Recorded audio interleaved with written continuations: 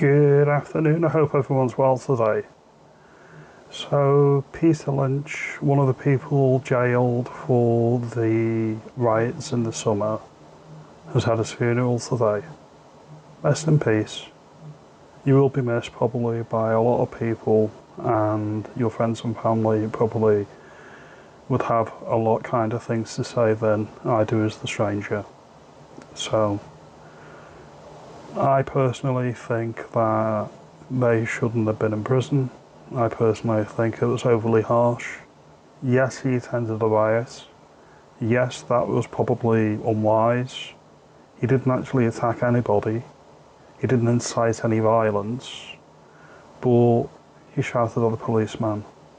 So I guess that is worthy of over 2 years in prison, while we're letting paedophiles out without any jail time.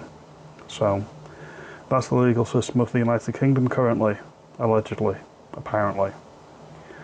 But I want to reiterate a few points that I've made recently about knowing your rights.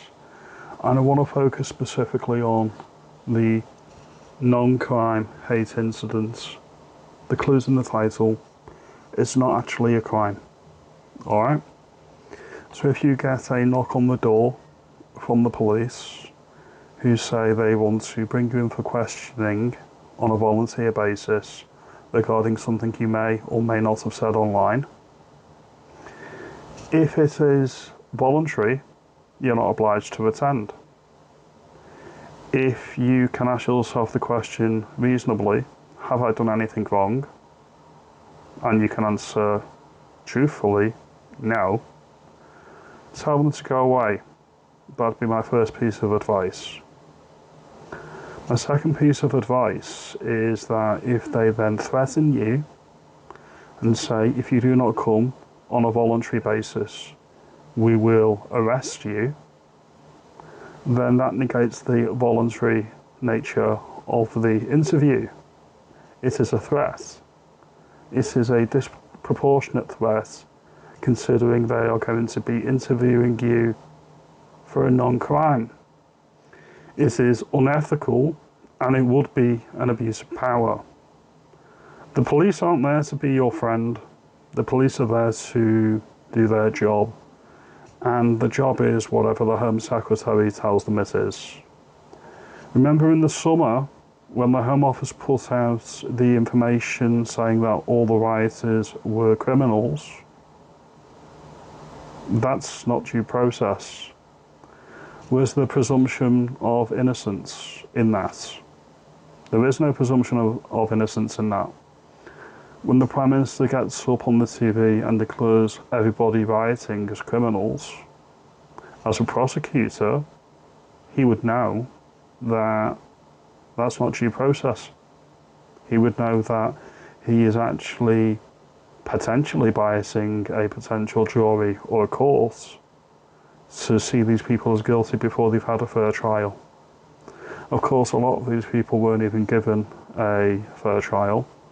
They were told, under duress and probably ill-advised, to plead guilty for something that they probably would have been acquitted of if they'd had a fair trial. But of course, this was never about fairness. It was about sending a message, which is why you've always got to be careful. The state may not necessarily have your best interests at heart. The only people that have your best interests at heart are probably your immediate family and yourself.